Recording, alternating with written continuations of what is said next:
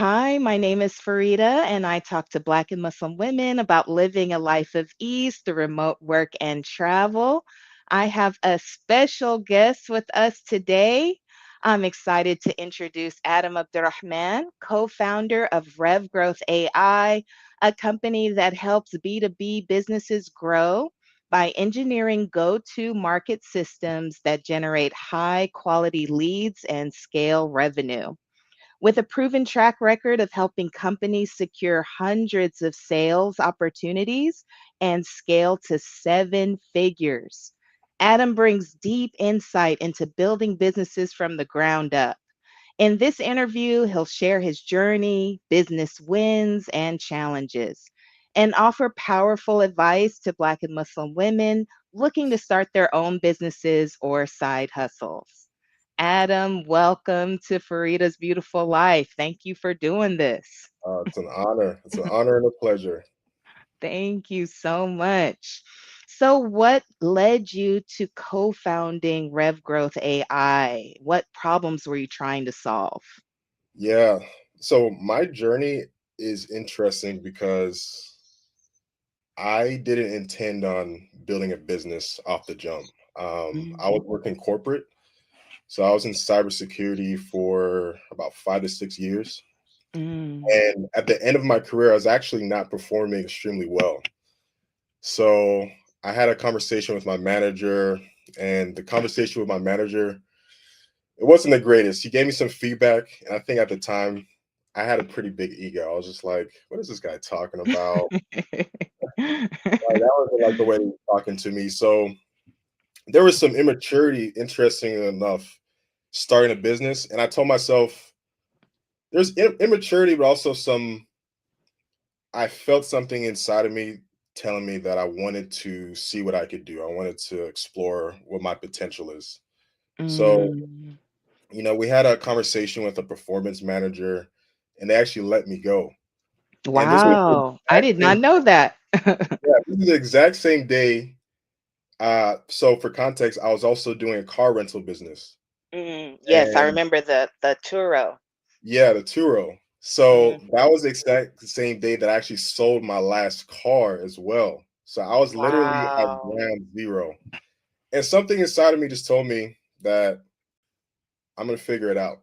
I'm Mm. going to see what I can do from here, and I'm just gonna keep searching for answers, and I'm gonna really just turn zero into something that I could build and be proud of. Wow, So that sounds scary. I mean, how in the world did you go from, a six-figure, company, yeah, cybersecurity, to just saying, F it, I'm gonna go this alone and I'm gonna, mark my own path. That takes yeah, a lot of courage. courage and also just naivety. I didn't know, I didn't know what would entail in the journey. So like looking back, if I knew what I knew now, would I have started it? Maybe, maybe not. But Mm, glad I did because there's just so much you learn. I say all the time, entrepreneurship is like self-development just wrapped into a business. You wow. have to Wow. learn so much about reality, really. You have to learn about persuasion. You have to learn about your customer and empathize with the Mm, customer and learn like what do they want and how can you craft an offer that resonates with them? How can you craft an offer that is genuinely valuable? And then how can you serve mm. that at scale? That's really what business is essentially. So Wow, that's deep. And going back to the immaturity that you were talking about, do you feel that this company kind of helped you grow in that respect as well and mature into a more responsible or or more driven human being? absolutely, absolutely. And it's a process. So for context, our team is growing now. So we're a team of seven employees and just Mm, learning how mhm. to manage a team, learning how to manage our finances, making sure that our cash flow is healthy, making sure that we know our numbers. All of these Wow. things, huge proponents just like growing and maintaining a successful business. So it all plays a part into the Mm. development aspect. Absolutely, absolutely. And a team of that size, that might sound nothing to you, but 7 people under your watch, that is huge. That is huge. Yeah. So what things when you're running a business of that size and you have people under your watch, how do your morals and your ethics align with how you take care of your employees and how you run your business? Yeah. So the way that I look at it is you want to hire people, one, that align with your values. So our values as a business is the biggest one is service, serving our clients to the Mhm. best of our ability, helping them realize the value of our service so they can continue on working with us. So just extending that lifetime with them. Mm, So we want to work with people that are driven, but also have they yearn autonomy as well. The way that I manage my team, I don't get in the way. I get out of the way, and I I love hire. it. I love it. Get out I of my get way. out the way. I don't micromanage. I don't Mm, ask what they're doing every 5 minutes. I have a funny story. So we hired an engineer about 3 months ago. He also mm, happened to be my friend. His name is Kyrell. yeah, So the first project that we end up working on together, I am micromanaging just a little bit because it's my first yeah, time like working with somebody at that level. And absolutely. I was micromanaging. I even tampered a little bit with his work, and Mm, he got very upset about that. And he actually pulled me to the mhm. side. He was like, "Hey, man, like when you hire people, especially with people with a very good skill set, the best thing for you to do is ask them questions because they know more about a certain topic than you do. So you have to Absolutely. come to them and ask questions. That's your job is to learn from who you hire. So Mhm. I took a lot from that and I applied that to my management style across the team. I really make sure that they have all the tools that they need to do their best work. I give them the space. And also I try my best to cultivate an environment where they feel like they can learn because right now, in my opinion, is the best time to build a business or Mm, have that entrepreneurial spirit. So like you can be an entrepreneur, mhm. you can be an entrepreneur where it's like you join a smaller business, but you may have Mm. a very, very unique skill set and you could bring so much value to that organization. I've And never heard of the term entrepreneur. That's fascinating. yeah, you don't have to Mhm. start from zero. You can find a team. You can find a team that you see potential in, and you can work with them, and you can give them your unique perspective and your unique skill set, and help them grow. And you're also gonna it's gonna be fulfilling for you as well because you're gonna see the impact versus maybe working with a big organization. You'll feel like a cog in a wheel. So Absolutely. Yeah. Mhm. Yeah, that is so true. So, what advice would you give to a Black or a Muslim woman, in sometimes male-dominated spaces trying to break into being an entrepreneur or an entrepreneur or even a side hustle? Um, mm, they have the idea, they feel that it may be niche, but it could work. What yeah. would you say would be those first essential steps before starting a business? Yeah, I would break it down first by looking at your mindset. You do not need permission from anyone to start a business. You don't need permission. You don't even need your family's approval. Yes, it's a beautiful thing to have your family support, but Yeah. fundamentally, at a very deep level, you just need to understand your customer, and the customer needs to want what you offer. That's really it. Mm, The market just needs to see the value in what you offer. And you don't need any permission to mm, engineer that or to establish that. mm. And how would you go about determining whether the market needs what you have to offer? Yes. The best way to do it is to talk to them. Talk Mm, to the market, ask questions, do research, go online, look on forums, look on blogs, go on social media, go on LinkedIn, go on Twitter, read what mm, people are saying.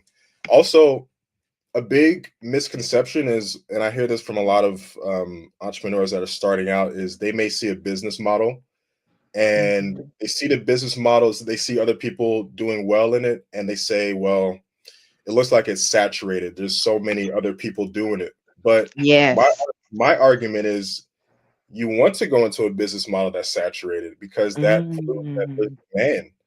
So you can enter that market and you can add your own unique positioning to the product and mhm. you can carve a nice lane for yourself. So don't be afraid to go into markets that are quote unquote saturated. Don't be afraid to talk to the customer. That is the most important thing. Develop Wow. develop a deep empathy for the customer. Like really learn how to listen to the customer. Mm, Sales is really about listening. Sales isn't about, mhm, oh, I have this phone, let me sell it to you. No, sales is like, mhm, what are you experiencing? What's your problem? Tell me more mm, about it. What's your day-to-day like? How are you feeling about mm. it? I'm sold. I want to buy it. I love not feeling railroaded and rammed into buying something. I like when the salesperson really just Mhm. listens, finds out your needs, and is able to craft something that seems like it's especially for you. So I'm sold. Where do I sign up? Absolutely. Absolutely. You've answered so many of the questions that I wrote down, but Mm, I wanted to know what you think if just hearing things from social media, LinkedIn, other people, what do you think are some low cost and efficient businesses, side hustles, small things that Black and Muslim women could get into now while they're mhm, still working their 9 to 5 job? mm. Yeah, so the I'm biased because my business is a service-based business, but I Mm, think getting mhm, to a service-based business is one of mm, the best opportunities. And I'd also say now with AI, so the landscape is changing. So the agency model, what the agency model is basically we are serving a service at scale. mm, But with mhm, AI now, with artificial intelligence, this model is becoming extremely attractive. And I've even seen some people with an agency model actually raise capital, and they're able to do this because now, let's say you have 2 employees with AI, those employees can serve 50 people or 100 people. wow, Now, wow, that's incredible. yeah, the metric Mhm, that a lot of these businesses are optimizing for is called revenue per employee. So one employee might be worth 500,000 or one employee might be worth a million or 10 million. So mm, these service-based businesses are scaling extremely well because we're leveraging a lot of this new technology um, that's just advancing on a daily basis. So to go back to the beginning of my point is really looking into service-based business because there's mm. no cost overhead or very little, Yes, and yes. you can learn. You can learn to pick up the skills. You could probably pay for coaching. The best Mhm, tactic I would say, especially in this day of age, is find a coach online that could teach you a skill. Because what you're doing essentially is you are literally buying a salary if you think about it. You find right, a right. well-respected coach online that could teach you a specific skill. You're gonna cut all the time that it would take you to learn it yourself. So you're accelerating your growth. Mhm, And if you've already identified a market that is in quote unquote saturated, you can go to the market and you can start off very easily. Work for free for the first 3 or 4 people, gain that yes. experience, gain Mhm, testimonials, gain rapport with the market, and then you could package your expertise um, into either a retainer or a consulting fee, however you want to structure it. We personally, we Mhm. do it as a retainer. And Okay. what I mean by retainer is we get paid on a monthly basis by our clients. But Okay, so like a lawyer, you just pay the exactly, the money up front and then you guys use it until it's gone and then they pay again. exactly, exactly, exactly. I've dealt with a lot of lawyers. Okay, very cool. I love that. And I love the kind of, the insurance that before work has even started, you've already gotten that payment. That's really cool. Yes, yes, yes. Mhm. Very cool. Very cool. Yeah. So I was going to ask you about mindset set shifts. You've already talked about that. I have one mindset shift Mm. too. That's really big. Yes. Something I learned. Mhm. And it's mindset, but also it's performance. It's better to treat business like a sport. So Mm. I'm sure many of your listeners probably have played sports. And what I mean by that is 90 minutes or 60 minutes, however you want to break it up, but 90 minutes of just pure focus Mm. on one needle moving task is an order of magnitude better than 4 hours on working on one task, but your attention is like on your phone or somewhere else. So just Yes. learning how to be Yes. 100% on and then 100% off. The best performers, Mm. they can oscillate between these states between being extremely focused and then learning how to relax, because relaxation is actually a skill. It's Mm. And actually a that's something that women have a hard time doing. We're always multitasking, yeah. cooking this while working on that and trying Mhm. to, get several things done at once, Yeah, and it just does not work. So yeah, yeah, I it's tough. love that advice, focusing on one needle moving task and then putting it down, Mhm. relaxing, and then Yeah, jumping back in. And yeah, and it's very effective, I know, because I mhm, read this book called The One Thing. yeah, That's the name of the book. And yeah, it's all about honing in on one task at a time. mhm. And it really does make a difference, even though sometimes I slip back into old habits. Sure, we So, all do. yeah, We all do. Yeah. exactly, exactly. So, what's next for RevGrowth AI? What is the next needle moving task for you? Yeah, right now, we're building out our funnel, and what I mean by that is, a funnel is basically the journey that your customer Mm, goes through. Um, mm, so top of funnels, like they learn about you, they see your marketing, they're getting exposed to your content, or maybe they've received a message from you through direct mhm, outreach. And then middle funnel is they're consuming more of your content. They're opting into a form to learn more about you. They're opting into a newsletter where you're educating them some more, and also showing them case studies or results that you're doing. And then mm, bottom funnels where you're having sales calls, you're talking to them, and then you're offering them your service essentially.